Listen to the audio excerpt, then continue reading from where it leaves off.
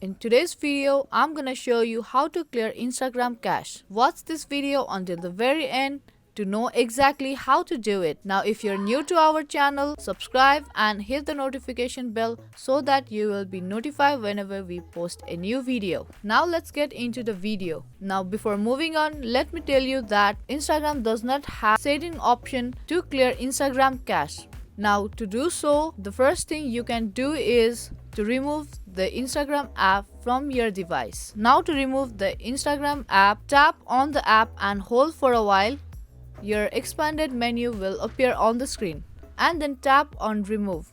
It will remove your app from your device and also clear Instagram cache. Now if you have removed your Instagram app, then head over to the Play Store and search for the Instagram. Then you can tap on install button and reinstall and download Instagram app. Now another way to do so is to do from your device setting panel. Now in order to clear cache from your setting panel, head over to device setting panel.